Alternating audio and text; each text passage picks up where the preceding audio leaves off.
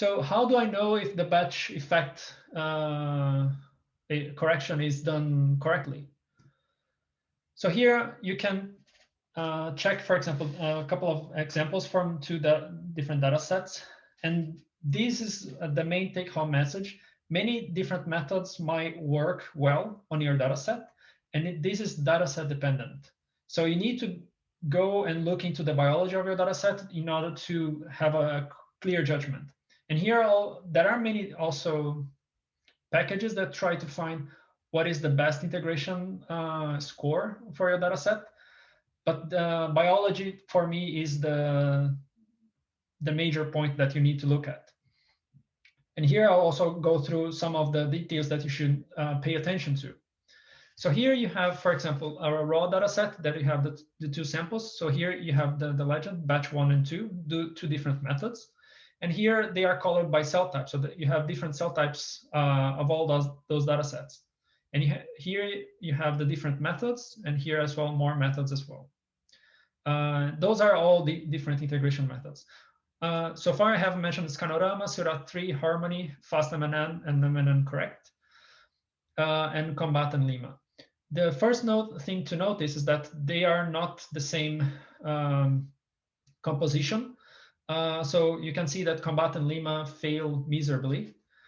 FastMNN, Harmony, Seurat 3, MNN Correct, they are okay. Scanorama is not doing that well in this one. Neither are some of the other methods here either. So probably this is a very hard data set to do.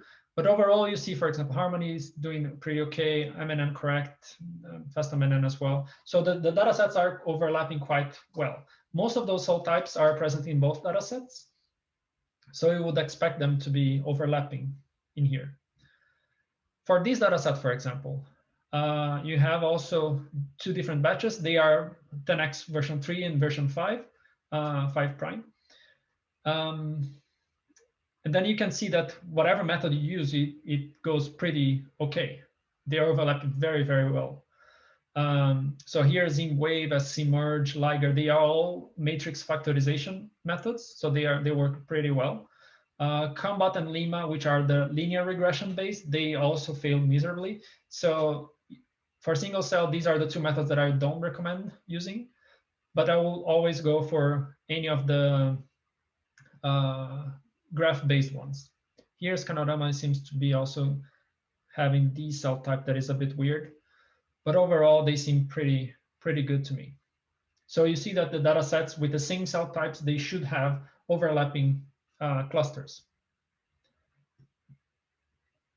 And this is how you should evaluate the performance of your batch correction. So the first idea is to evaluate the mixing efficiency. So how well the samples are mixed together after the batch correction. Another way you can try to see is how well does a classifier, for example, SVM or linear regression or logistic regression actually, if any of those methods can actually separate the data sets. So there are different ways to do that. So here, for example, if you have the different data sets here, the batch 1, 2, and 3, if the classifier can separate one of them, so for example, the red one is completely separated here, then it's probably your data set is not well integrated. Another thing is to look at the proportion of if the variances is still there. So for example, here you have those two data sets, and the two cell types. So for example, in green, you have one data set and the two cell types in here. And here you have also the other data set and the two cell types. And after integration, you would expect that you still have two clusters in each data set, and these are still separated.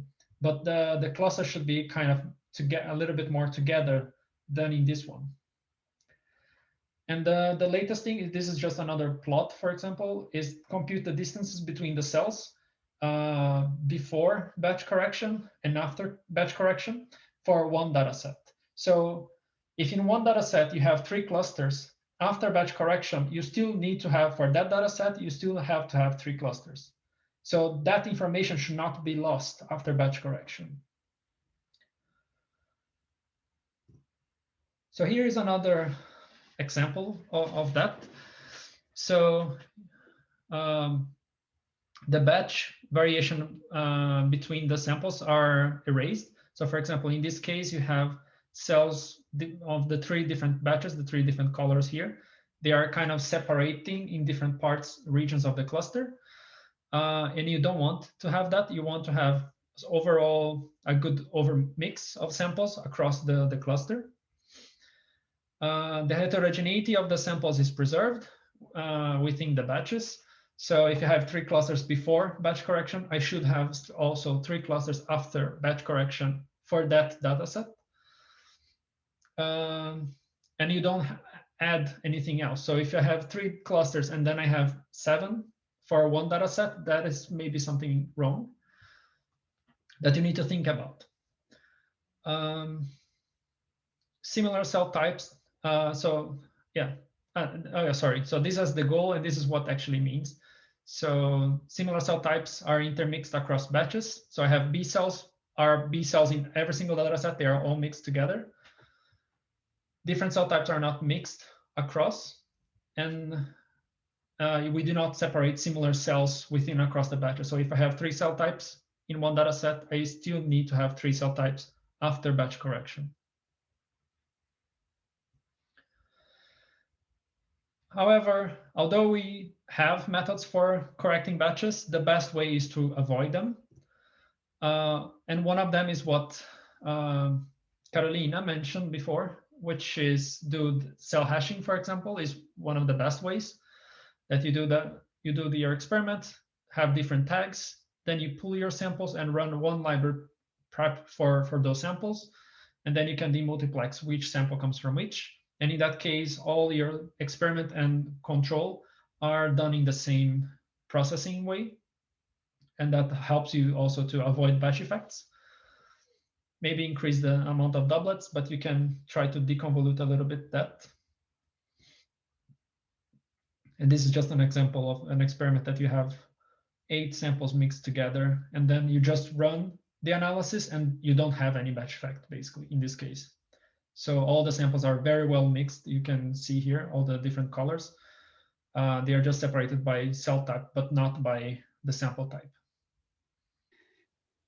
Analyze them separately and analyze them without batch correction, with batch correction, and see what effects you get so that you can really understand what is happening. All of a sudden I get, because Paulo said you should get the same number of clusters, but it's quite often the case that when you integrate, you get more clusters because you might have a small group of cells in one sample that will not stand out as its own cluster. But when you integrate it with additional data sets where that cell type is also present, you can force them out and you can detect it as a separate clusters. So quite often it should increase your clusters, but if clusters disappear, you really need to be worried.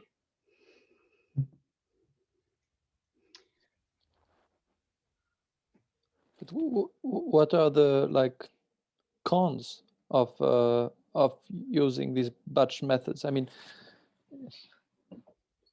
like when you're publishing, or when you're looking at your data, other than if you see populations that are disappearing, if you're getting this positive effect of seeing populations that you didn't see in individual samples, should you still be hesitating? So just as for the TSNE or the UMAP, all those methods also have many parameters that you can change.